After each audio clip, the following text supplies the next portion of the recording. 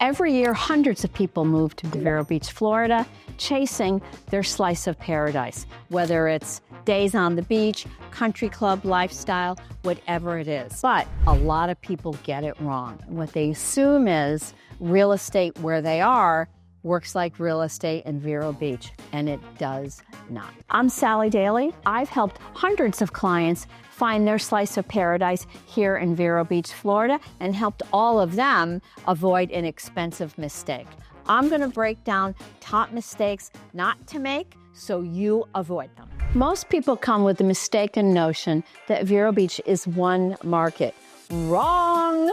We are a collective of micro markets, and you do yourself well by understanding that. What do I mean by that? Well, we are a barrier island with fixed bridges and a vibrant mainland. That in and of itself makes a material difference. Land values on the barrier island, well, they're not making any more land on the island last time I checked. Land values on the barrier island are dramatically higher than land values on the mainland. That fact in and of itself makes prices more expensive on the barrier island, which is understandable.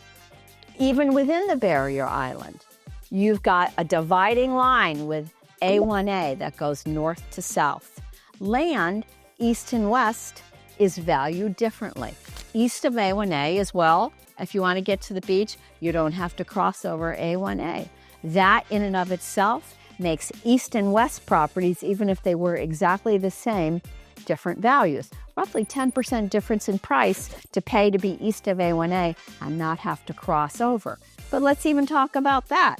Even that depends on where you are. If you're along the southern part of the barrier island where there are fewer communities and less traffic versus the communities that are right before the first bridge, which is our 17th Street Bridge, all of the traffic has to go north to that bridge, right? So if you're west of A1A in one of those communities, you're going to have way more traffic getting to you than if you're on the southern end of the island. Even though there's no traffic lights or maybe one traffic light, it's going to be materially quieter and less busy. So even within subsections of the barrier island, land location makes a difference.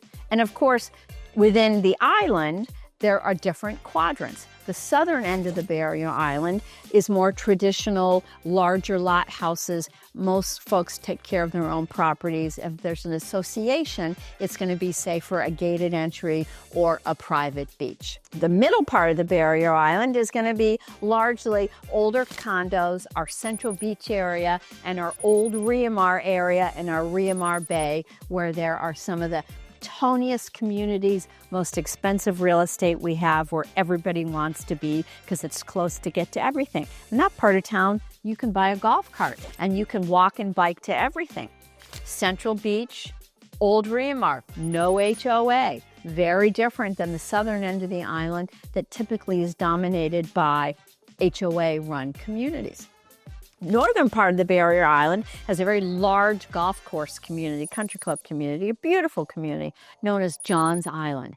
After John's Island, the majority of the northern part of the barrier island, you have communities where many of them are what we call a zero lot line community, which is kind of, think about it as an alternative to a generation saying, I don't really know if I want a condo with a neighbor over my head. Many people do, but a lot of people do not. So the zero lot line is a house, fully detached, on a smaller, decidedly smaller piece of land. But guess what? It offers condo-like convenience. They'll take care of your yard work. There might be a community pool or a marina, etc. So that is a mashup of single-family ownership with condo-like convenience. How different is that? And that's just the barrier island. When you go down the mainland, there's even more diversity. There's old original neighborhoods like McCant Park. It all matters, and you need to know the nuanced differences in order to make an educated decision about what is the right lifestyle for you. So now we're going to get real and talk about an issue that's really happening, not just in Vero Beach, all over Florida, frankly. Miami, Palm Beach, it's a thing. Country club availability. If you are a buyer that's coming to town and a club is important to you, you need to understand the waiting lists are really a thing. But let's back up a little bit and talk about broadly the whole notion of a club. There are two models for a club. One is where there is real estate rimming a golf club or whatever the club is, and you buy in that neighborhood, and you may only join the club if you live within that specific community, meaning you can hop on your golf cart and get to your golf game. We have some clubs like that. We have Johns Island, we have Orchid Golf, Windsor are like that. You may not join any of those clubs unless you own real estate within that community. Is that a good thing? Well, it's not guaranteed at Johns Island, and it's not guaranteed at Windsor. Orchid, you must join to be accepted before you even close. So it is a guarantee there, and it doesn't mean you run the risk of having a house without a club membership. But in Windsor and Johns Island, you could buy a property and they could deny you. Now, a judicious broker like myself would have connections and could help you make those inquiries and minimize that risk, but just know there's no guarantee. Nor can you offer contingent upon a club membership, because that's going to be a hard no. So that's one model. The other model is where the club is untethered from the real estate. In Vero Beach, clubs like the Moorings, Grand Harbor, Bent Pine, Vero Beach Country Club, Quail Valley, all are a club in and of themselves. You can live wherever you wish. There's pros and cons to both. Now, you can't hop on your golf cart and get to any of these clubs, but you will have people from all over Vero Beach. You're not going to see necessarily just the same community members all the time. There's pluses and minuses to both. That said, clubs like the Moorings and Quail Valley and Vero Country Club have waiting lists, and they are not insignificant. Right now, the Moorings is around a year and a half for full golf. Quail Valley is, are you sitting down?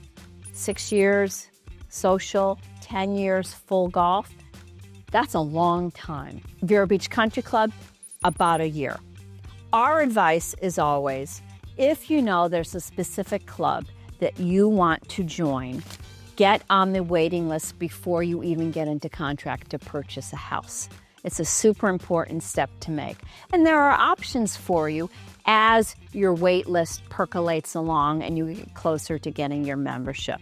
Many nice clubs that I just mentioned, whether it's Grand Harbor, that is a beautiful beach club, by the way, that just got renovated. It's lovely. Shout out to them. Indian River Club, Bent Pine, they all have availability. And it doesn't have to be your forever club, but a lot of people do that and then like it so well, they keep the membership even when their preferred membership opens up at their club of choice. That's the first thing. The second thing is there are ways around accelerating that waiting list. What do I mean by that? There are properties that clubs will permit you to buy the membership, so to speak, but you don't really buy the membership. For example, Grand Harbor will allow this. I know that the Moorings will too. There are properties for sale, from a $600,000 condo that comes with its own dock because it's on a deep water canal, to lovely oceanfront condos where the owners wish to get their equity back and rescind their memberships. So what does that really mean for you as a buyer? If you bought that property, as long as you wanted to buy the same kind of membership they had, it allows that member to go to the top of the list to get their equity back, and you basically get to jump the line. And so your membership wouldn't necessarily be purchased from that membership, but what would happen is at closing, you would show proof that you've made application for the same kind of membership they have. You go in together with the owner, you close, you get to jump the line, they get their equity back, problem solved. It's really becoming a bit of a thing. And some buyers that have the resources to do so are literally buying these properties with no intention of using them As soon as they close, they get their membership and they either put it right back on the market or they use it as a rental property, or some buyers that have the discretionary dollars to do this. Let's say you're buying a property on the river, like my beautiful listing at 1915 Cutlass Cove. If you had a Jones for a membership for the Moorings Club, which is literally walkable from this property, well, this is on the river. What a beautiful portfolio of property you would have if you bought a condominium on the ocean that had a membership. Well, wouldn't that be great? You would have overflow for guests, or you wanted to spend the weekend on the beach. There it is, your condo's right across the street on the ocean, and simultaneously, hooray, you get a way to jump the line and you get to join the Moorings Club faster and you avoid the wait list. But it's something to consider. Talk to your trusted real estate advisor. It's not just Vero, it's everywhere.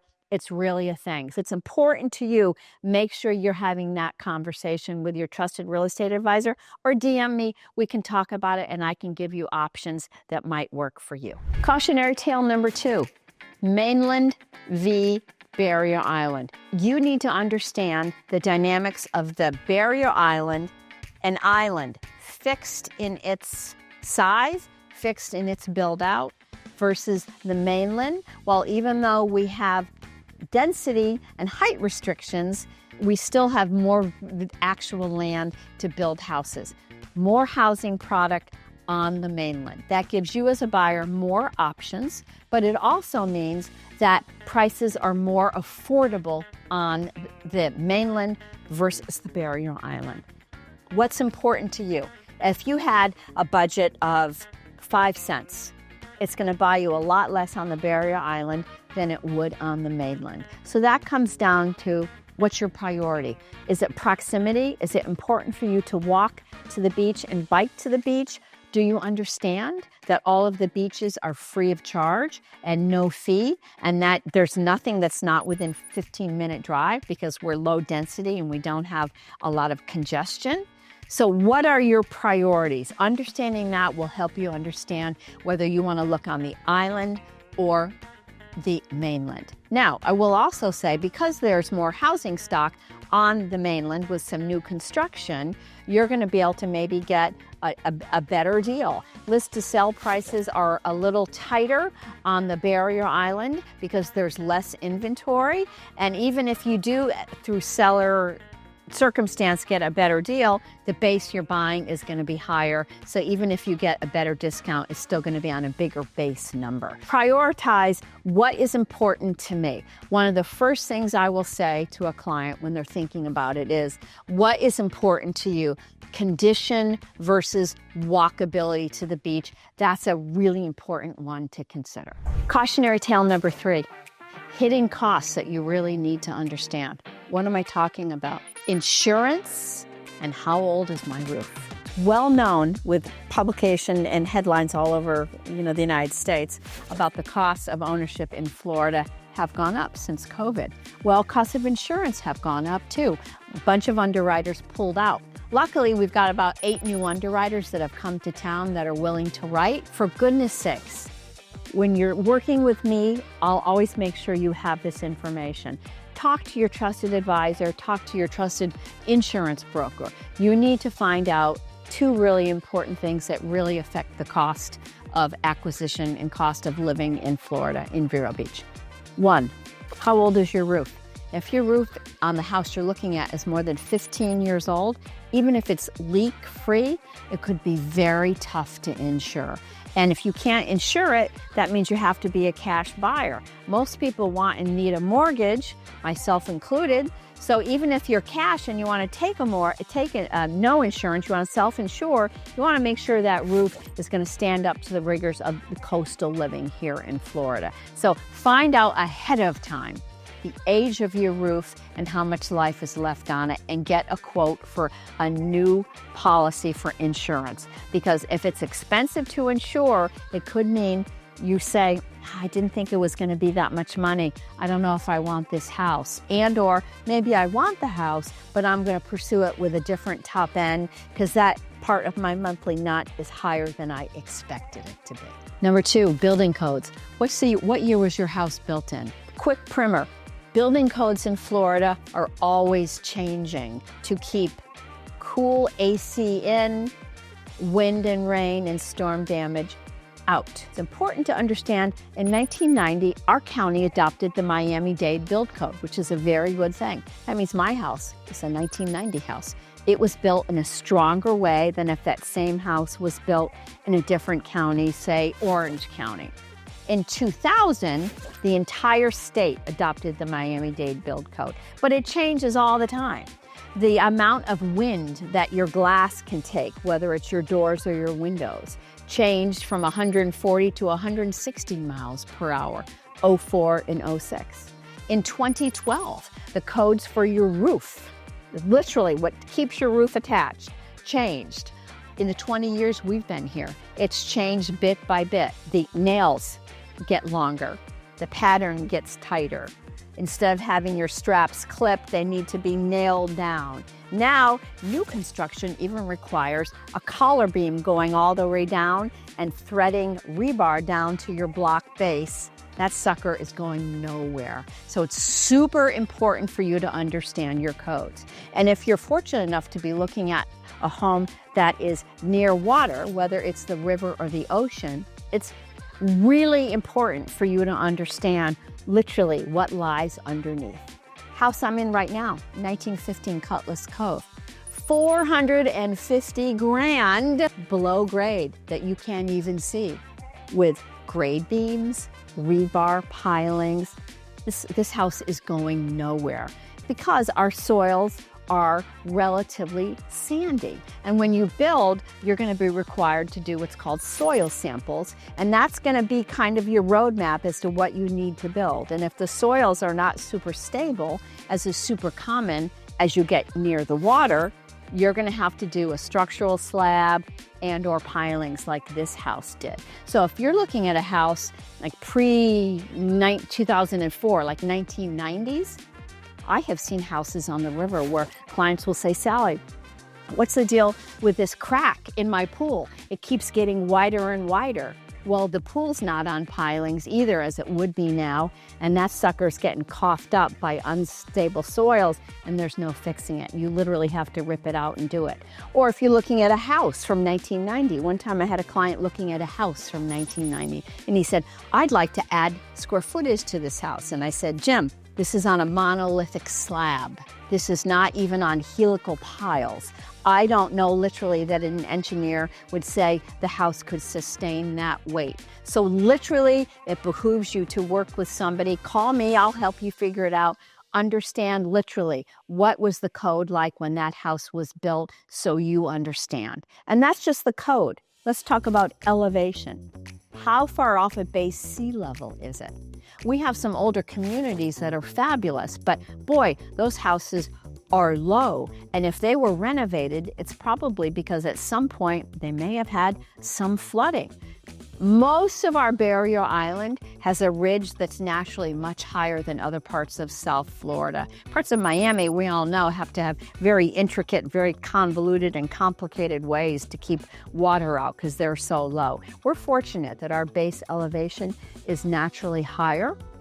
But as build codes changed, not only would they say, okay, Sal, you can build, but you need to not only do you need to now have this kind of slab and this kind of roof, we want your base elevation to be higher.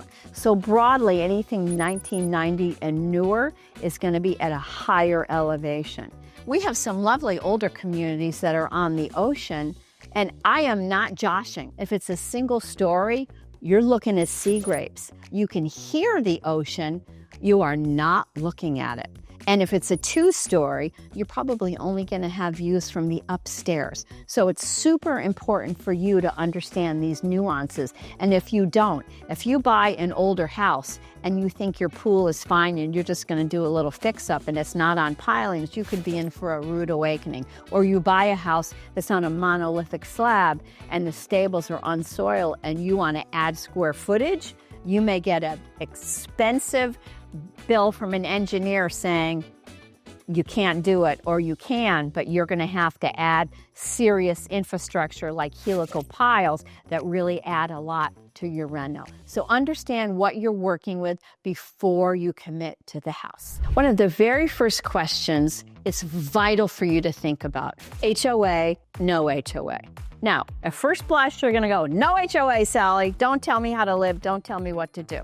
I'm going to break it down to you very simply. Okay, you don't want an HOA.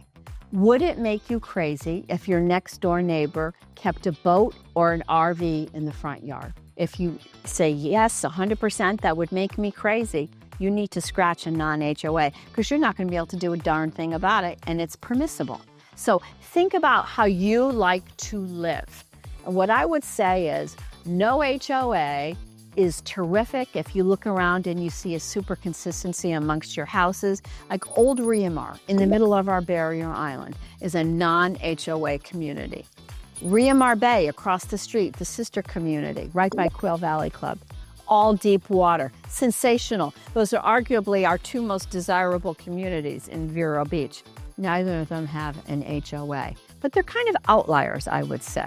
What you need to keep in mind is if there's no HOA, you can't control what your neighbor does. And if that's going to make you crazy, scratch it and get an HOA. But how do you know HOA to HOA? They're all different. It's important that you understand the HOAs and literally take a look at the rules and regulations before you fall in love with a house. What if you look at the rules and you say, this is crazy. I mean, I want to be able to rent my house, twice a year, and no rentals are permitted in this community. Or I don't know if I can live with them having to look at everything I do in my life for the front of the house. I want to be able to do my thing. If that's going to make you crazy, then you need to think about whether or not that's the right community for you. Because there are rules and there are rules. We live in a gated community called Sandpoint. And for us, we wanted the bare minimum. The whole point of an HOA, right, is to say, we want to make sure the community is maintained in a way that is harmonious and it supports everybody's property values. That's fantastic. And have architectural guidelines so you're not living next to a Quonset hut, but not so severe that it looks like the Stepford Wives. Nobody wants to live cookie cutter. But within HOAs, talk to somebody like me who understands the lay of the land, which HOAs are known to be a little more particular, and make sure you can take a look at those rules and regs before you commit to falling in love with the house. Nothing would be more of a bummer than falling in love with the house, and you have to have it, and then you go, let me take a look at those HOAs. And then you say, oh my goodness, there's one that shall go nameless. Literally, you're not allowed to turn on your motorcycle. You can have one, you can't turn it on. You have to back it out to the main entry. Isn't that silly? First of all, how do you enforce it? Another one would be pets. Do they have restrictions on the pets? Well, my dog is 45 pounds and the limit is 40. What are they going to do? Put a scale there and measure it? Still, who wants to enter a community worried about such matters? So it's super, super important. Initially, HOA, no HOA, and even within an HOA, what are the rules and regs? And all of that is public record, and your trusted real estate advisor or I can help you see that. And it's typically under a section called usage restrictions. And at a minimum, they may say what kind of roof material is allowed. Some of them, like my neighborhood, you're not allowed to do metal roofs. So if that's important to you, that's not the right neighborhood for you. Then drill down to things like renting. Well, if I'm not here, can I rent it for 3 months? If that's a hard no, you may not want to pursue that community. So it's important that even if you say, I'm okay with HOAs, that you take a hard look at what those rules really are, and are you okay with them, and can you live with them? If not, scratch the community and don't fall in love with the house, because that's going to be a total bummer. So bottom line, don't be like people that come to Vero Beach and think it's all the same. It's not. Understand the differences between the island, the mainland, what that does for prices, accessibility to the beach, walkability versus not, HOAs versus not HOAs. Can you deal with them at all or not? And understanding within each HOA what those rules are, age of your roof, cost of insurance, understanding what it's really like to live here and what it's like to pay for that every single month and make sure it's affordable. And the country club scene, understand what that is if it's important to you. DM me and we can figure it out together, because I've got 22 years worth of experience and intel to be your secret weapon to finding your slice of paradise in Vero Beach, Florida.